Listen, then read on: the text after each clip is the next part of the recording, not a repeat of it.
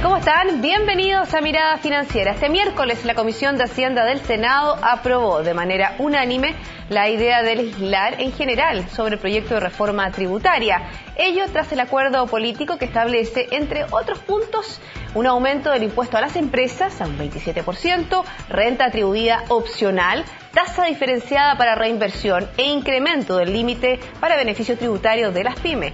Hablamos sobre este tema junto a Rubén Catalán, analista senior de Economía y Renta Fija BCI. ¿Cómo estás, Rubén? Bienvenido. Muy bien, muchas gracias por la invitación. Lo primero que destacar es este acuerdo transversal.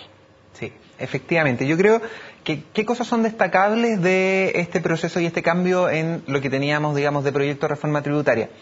Como con todas las cosas, hay factores buenos y factores negativos. Dentro de los factores positivos, lo que es muy destacable, primero, es que hay un consenso súper claro y que en el fondo se notó en un apoyo, digamos, de todo el espectro político de que aquí hay que hacer una reforma tributaria que esté enfocada en la educación y que eventualmente eso puede ser muy positivo para el desarrollo del país.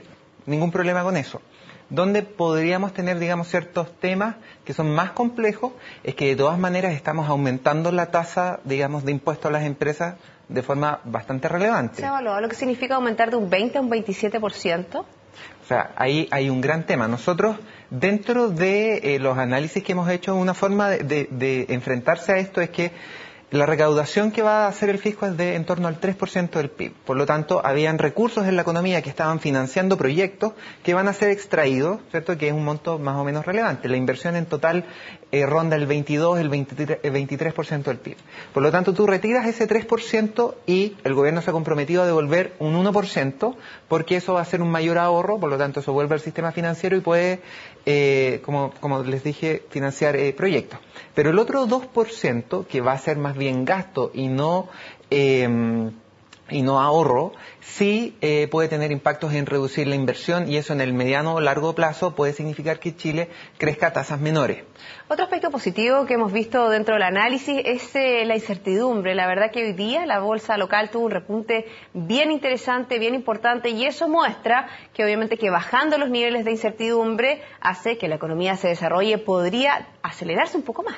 Exacto, o sea, yo creo que uno de los componentes que fue más complejos de esta reforma durante todo el periodo inicial, digamos, de discusión y de tramitación, es que no había mucho consenso entre las distintas partes, que habían mensajes que eran bastante distintos, y afortunadamente eso se resuelve, ya hay más bien una certeza de cómo va a salir el proyecto de aquí hasta que sea promulgada la ley definitiva, y por ende las empresas ya pueden tener una, digamos, idea más clara de, bueno, yo tenía un proyecto X, con estas nuevas, digamos, parámetros de impuestos y estas nuevas reglas, ¿sigue siendo rentable o no? ¿Sé si lo hago o no lo hago? ¿Podría aumentar, por ejemplo, la tasa de inversión o proyectos, como tú dices, que estaban parados ya hace 6 meses, que pudieran comenzar a gestionarse ya teniendo clara cuál va a ser la tasa impositiva, qué va a pasar con si hay food, si no hay food, ya no hay food? Pero, por ejemplo, con la renta atribuida, ¿qué pasa con los inversionistas extranjeros? Bueno, ahí hay toda una serie de mecanismos que puede ser de que comiencen a andar. Ahora, la inversión, uno también tiene que tener en cuenta de que depende de una serie de cosas que no todas son buenas.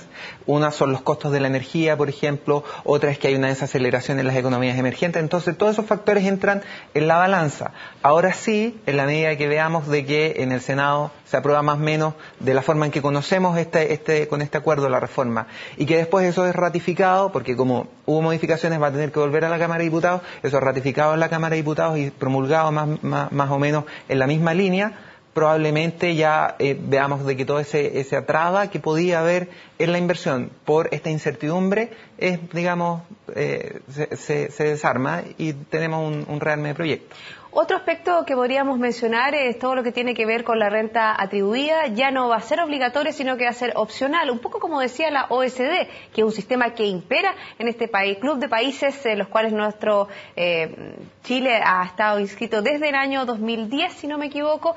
Está la renta atribuida, pero de una manera opcional, no obligatoria como se quería plantear aquí. Sí, eso es muy relevante porque el sistema de renta atribuida podría haber empujado a que el Servicio de Impuestos Internos, digamos, digamos, a la hora de hacer todos los procesos y de las operaciones en el fondo, tanto a final de año como después en el global complementario en abril, digamos que se les complejizara mucho el tema de los cálculos y por ende que eso empezara a generar un cuello de botella con después las devoluciones, quizás levantar aristas vía judicial en donde las personas empezaran a demandar al gobierno, por lo menos ahora con la apertura a hacer el sistema opcional primero y después digamos un mecanismo alternativo de recaudación de impuestos que es simplemente subiendo las tasas pero más o menos manteniendo los parámetros y cómo funcionaba el sistema original, eso probablemente va a significar de que la gente va a optar por este mecanismo que es más simple y va a liberar, digamos, de todo ese riesgo que había